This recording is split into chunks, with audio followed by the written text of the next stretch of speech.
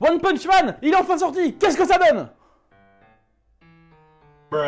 La saison 2 de One Punch Man est enfin là, et en tant qu'apprenti youtubeur désirant de surfer sur la popularité d'une œuvre pour grossir, je me suis dit qu'il fallait forcément que je vous en parle. One Punch Man, le célèbre manga du non moins célèbre One, ce mec est un monstre, a enfin sa saison 2, 3 ans après. Comment ruiner une hype qui s'est créée toute seule à tel point qu'on est obligé d'appeler Orelsan pour lui dire « Vas-y mec, mets-nous 2-3 petits freestyles dans l'opening, ça fera bien, ça attirera les gens ». Opening qui en plus est bien meilleur sans l'intervention d'Orelsan, heureusement qu'il n'est là que pour le premier épisode, ce qui prouve bien que c'est un pur coup marketing. 3 ans d'attente et un changement de studio plus tard, voilà la saison 2, attends, un changement de studio. Putain, on passe de Madhouse, studio légendaire qui a fait High School of the Dead, Desperate, Tatami Galaxy, No Game No Life, que des ordres qui sont quand même reconnus pour leur qualité graphique, à JC Staff. Certes, une partie de la prod a suivi le changement de studio et JC Staff a fait des trucs pas trop dégueux, comme par exemple Food Wars, mais les mecs, vous savez faire que du plan fixe, vos animés sont entre guillemets beaux grâce à vos textures, donc fatalement, bah ça fait quand même vachement peur. Puis bon, quand on voit que pour le trailer, les mecs se sont dit, bon, on va copier-coller le même de Super Smash Bros, les gens vont rien capter, puis on va en plus de ça confier le détourage aux stagiaires sur Paint,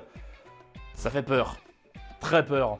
Mais j'ai beau être médisant, allons quand même voir ce que semble donner la nouvelle saison de l'animé le plus hype de 2016. La première chose qui frappe quand on voit le début, bah c'est fatalement le dessin. Outre King qui semble avoir fait un régime spé Afrique en 3 ans, bah c'est franchement laid quoi. Alors certes, la couleur et les textures sont plutôt bien travaillées, mais le dessin est carrément immonde à côté, c'est limite honteux de nous mettre ça après la saison 1 qui elle était impeccable sur tous les points de vue. Surtout que ça donne vraiment l'impression qu'ils ont mis tout le budget dans la coloration juste pour pouvoir dire « Hey regardez les gars, c'est beau !» Non, c'est un faux beau, c'est même carrément dégueulasse. Là où la couleur pouvait sembler être un peu plus punchy dans la saison 1, là elle est certes plus réaliste, mais avec des dessins et une animation qui ne suivent pas la qualité de la saison 1. Donc on passe d'une saison 1 ultra consistante qui se restait en bouche et qui est devenue quelque chose de culte, à une saison 2, bah qui est plate. Regardez ça, il y a une sorte de flou permanent, c'est même pas de la HD, qu'est-ce que c'est que ce foutage de gueule? Et là, avec l'animation du salto qui est juste un gif avec une chute qui est même pas fluide, et là, putain, Genos qui parle, mais ses dents ne bougent pas, et je vous laisse constater, mais là, les persos, on dirait qu'ils sont juste prédécoupés, ajoutés sur du décor, c'est immonde, putain! On passera avec ce choix artistique vraiment chelou de nous mettre un plan avec un petit bord lumineux,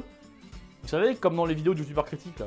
Vous allez me dire que je suis un peu dur et que les combats sont pas si mal. Bah même pas tant que ça, les combats sont carrément moyens et ça rattrape en rien tout ce que j'ai dit avant. On a définitivement perdu l'espoir de voir un combat aussi beau que Saitama Genos ou Saitama Boros. Puis bon, on passera sur le premier épisode qui s'ouvre sur le reflet de Genos mal foutu dans le crâne de Saitama.